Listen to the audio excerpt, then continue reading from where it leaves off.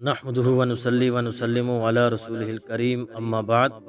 امام زین العابدین نے خطبے کا آغاز اللہ کے بابرکت نام سے کیا اور فرمایا، میں پسر زمزم و صفا و مروہ ہوں، میں فرزند فاطمۃ الزہرا ہوں، میں اس کا فرزند ہوں جسے پس گردن ذبح کیا گیا، میں اس کا فرزند ہوں جس کا سر نو کے نیزے پر بلند کیا گیا۔ ہمارے دوست روز قیامت سیر و سیراب ہوں گے اور ہمارے دشمن روز قیامت بدبختی میں ہوں گے۔ امام زین العابدین نے مزید فرمایا، میں فاطمۃ الزہرا سلام اللہ علیہا کا بیٹا ہوں، میں عالمین کی تمام خواتین کی سیدہ کا بیٹا ہوں۔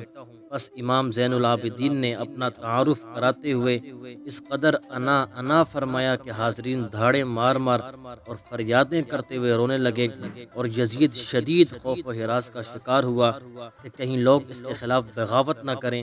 بس اس نے مؤذن کو حکم دیا کہ اذان دے۔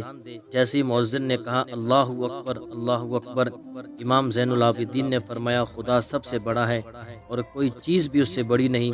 مؤذن نے کہا اشہد ان لا الہ الا اللہ۔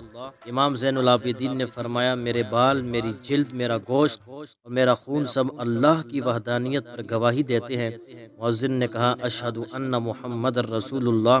تو امام زین العابدین نے سر سے عمامہ اتارا اور مؤذن سے مخاطب ہو کر فرمایا، اے مؤذن، تجھے اسی محمد صلی اللہ علیہ وآلہ وسلم کا واسطہ، یہیں رک جاؤ ایک لمحے کے لیے تاکہ میں ایک بات کہہ دوں۔ اور پھر ممبر کے اوپر سے یزید سے مخاطب ہوئی اور فرمایا، اے یزید، یا محمد صلی اللہ علیہ وآلہ وسلم میرے نانا ہیں یا تمہارے نانا ہیں؟